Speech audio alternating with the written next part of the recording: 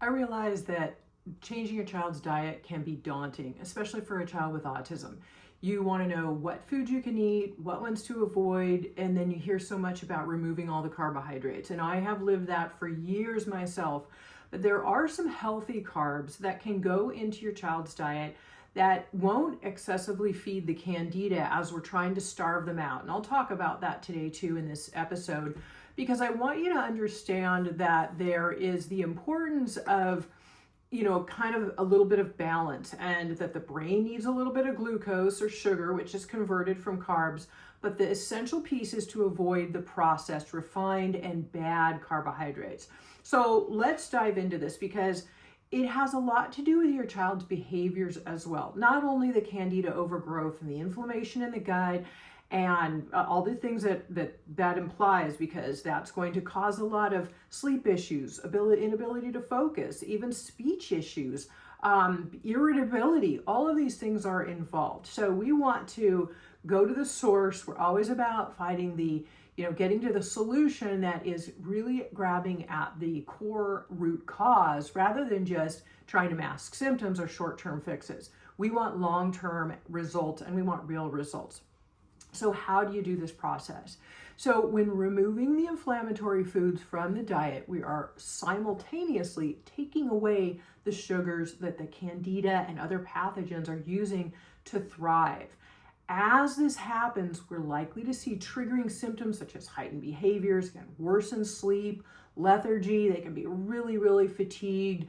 All of a sudden they can't focus in school where maybe they were doing okay with it before, or they're worse than before. They have headaches and much more. All of these things are natural when you're in a process of detoxification and starving out the candida and bad bacteria that we want to kill off. Yet as we do it, the process kind of needs to go somewhat slowly, because you have some support in place, which I'll also talk about today, because you want to make sure that you're not doing too much too fast, and that as these candida and bad bacteria die, which is what we want, then there's hence the term die off symptoms, where are these heightened behaviors. And that's because the body is trying to release more toxins when it's already overburdened with toxins, and the body can't process them out fast enough, or as fast as the body is releasing new ones. So we need to remove the bad carbohydrates that feed the candida so we can get it under control. But the brain also needs some glucose, which is converted from carbs. Now, it's not the only place it'll get it, and I'll talk about that too, but without any carbohydrates, any carbs at all, you might notice some disruption in sleep or energy. And the reason for sleep is that candida eats up all of the sugar in the body. So when we're sleeping, we're fasting. That's 8 hours or so of not eating. And when there's no food coming into the system while we sleep, it can disrupt the sleep, because the brain is starving for more sugar. So it's waking us up to say, hey, feed me, right? So we don't want that. We want the brain to have enough of what it needs while we sleep, so we can sleep soundly through the night, and sleep is essential for the healing process. So what's the difference between a bad carb that has to go and healthy ones? Carbs are sometimes referred to as simple versus complex, or whole versus refined. Not all carbs are created equal. Whole carbs are minimally processed and contain the fiber found naturally in that food, while refined carbs or processed carbs have more of the natural fiber removed and changed, and it's really been altered in many ways. And these refined or processed carbs turn to sugar in the body, cause blood sugar spikes that can lead to diabetes and weight gain, and their sugar also feeds candida and other pathogenic microbes in the gut. Parents commonly tell me that the bad foods are all their child will eat, and they fear like if they don't give them to them anymore, their child will starve. But basically the reality is that these processed carbohydrates also lack essential nutrients, as well as damaging the gut, keeping it inflamed and adding more toxicity to the body, which then creates more toxicity to the brain. So it's keeping your child from getting better. They need the nutrition. So this is really important to their overall health and healing up the gut.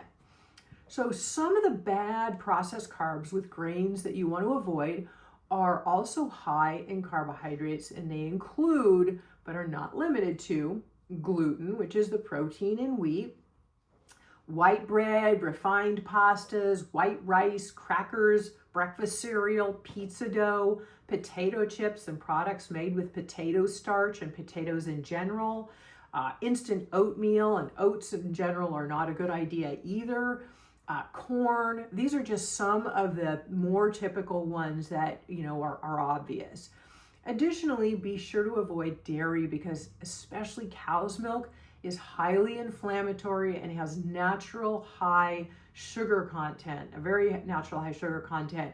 And so it can keep the gut inflamed and keep feeding the bad bacteria. And I wanted to mention that one because it is actually a carbohydrate and a bad one, but we think more of like the crackers and pizza dough and things like breads and things like that, which are all the processed carbs that we want to avoid.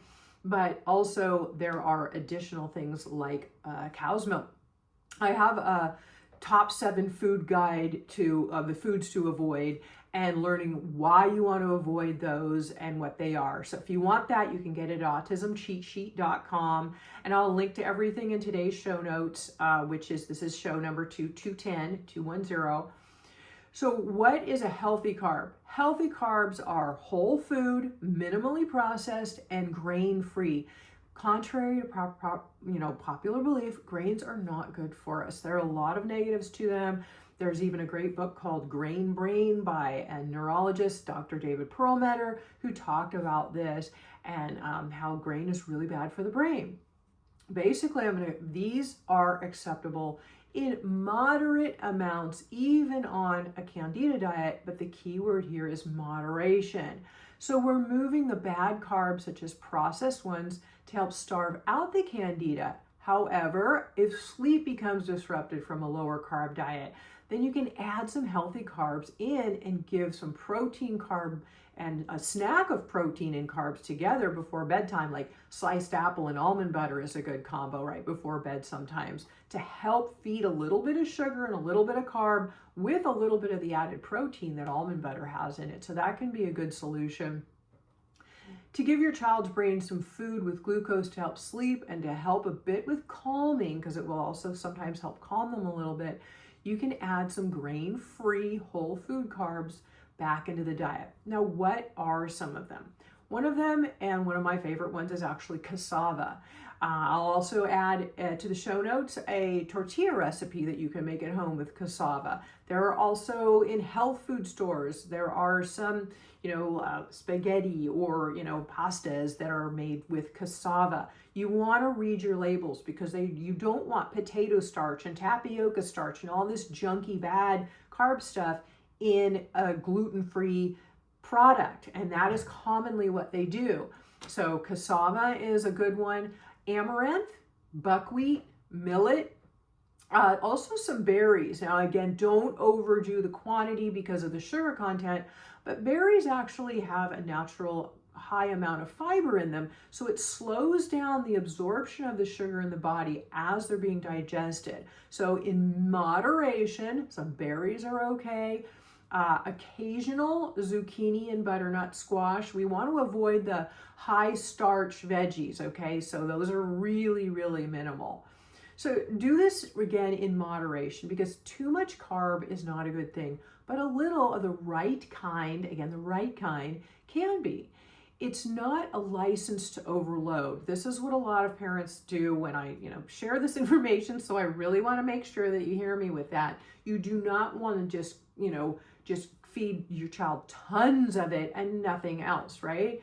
And as it can still feed the Candida and end up creating too much sugar in the body, causing some insulin or blood sugar spikes. And also, again, we don't want too much sugars going in to feed these bad bacteria that we're trying to starve out. So the solution is to eat healthy carbs along with some vegetables for fiber and moderate amounts of organic protein.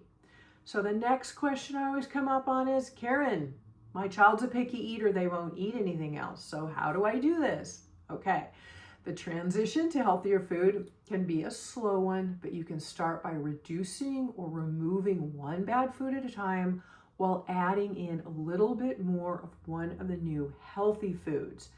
Each step you take is a step in the right direction. The reward system is also something that works well for a lot of parents. Try giving one bite of something that your child wants for a bite of something that you want them to eat. It can be little increments. One bite of a healthy food will make a difference. Be sure also any meat that you give your child or poultry are organic, and that any fish is line caught and not farmed.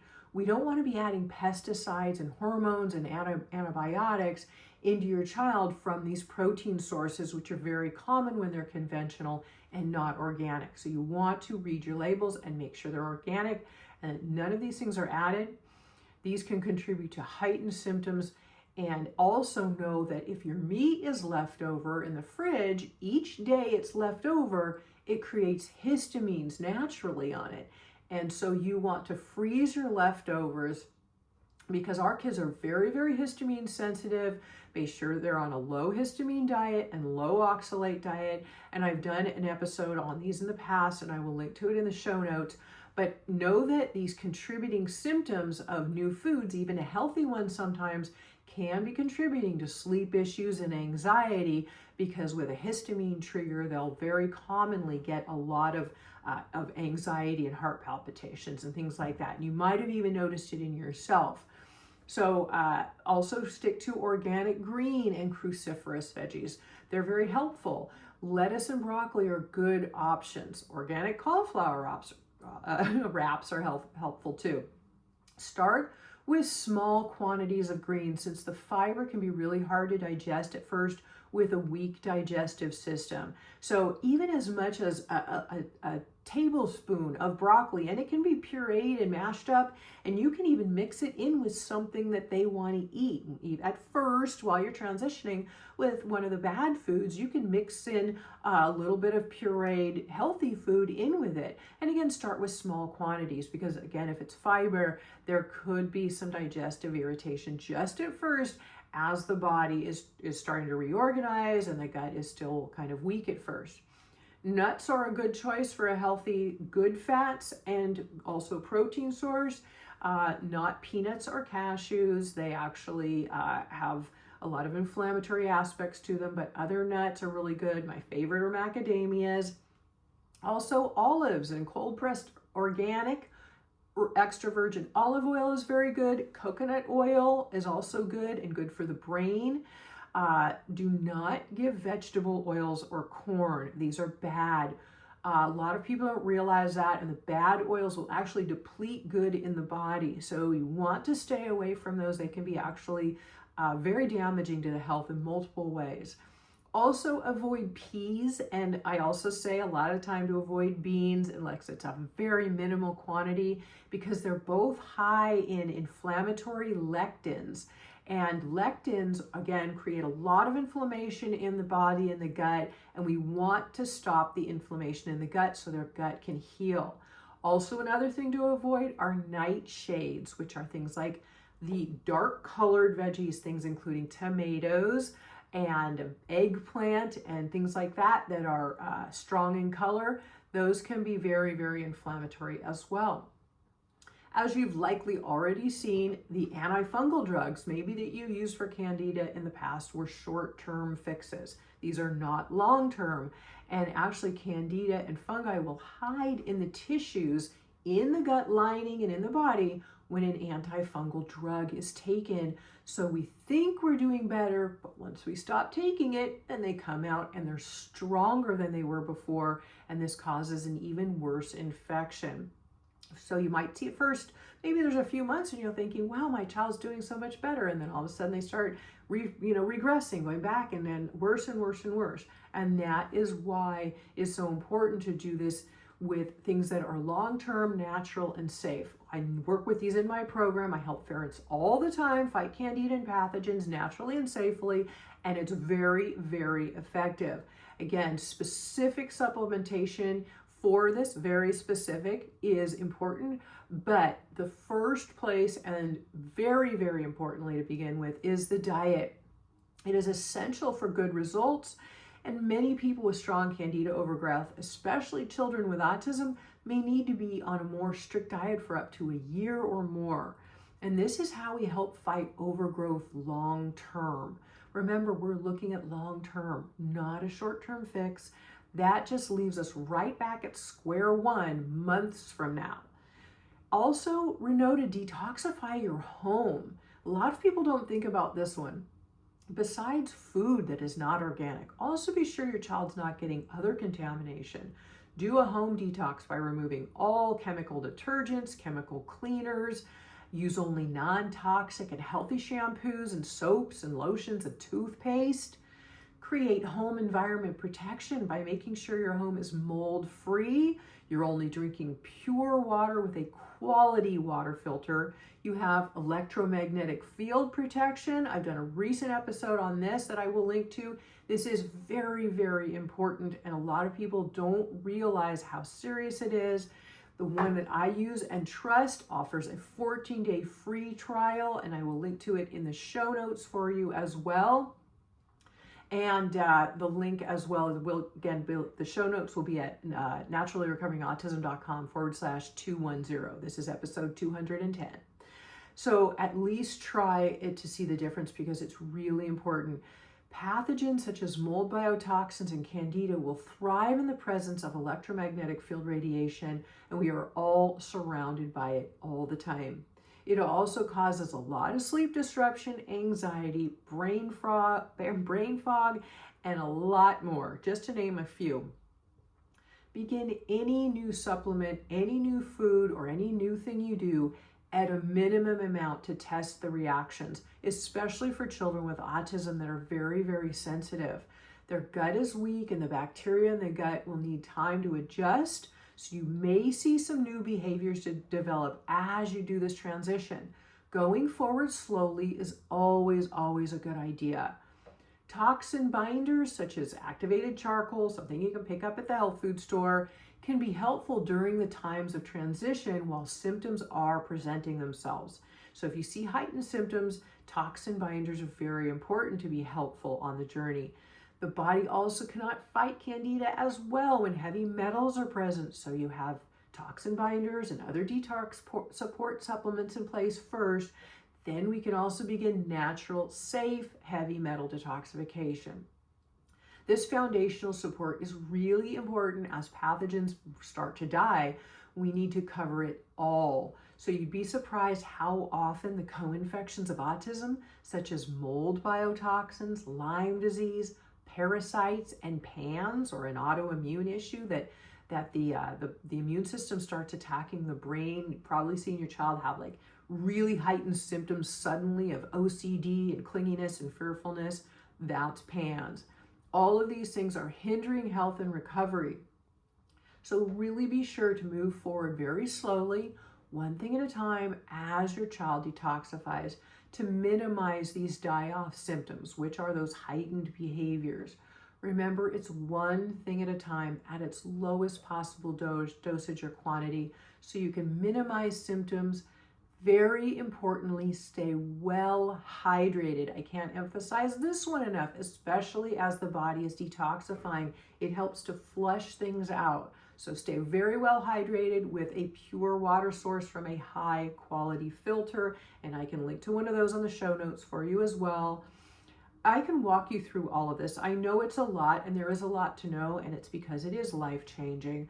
And I walk through my 4-stage process that I created when I was working with my own son on his autism journey.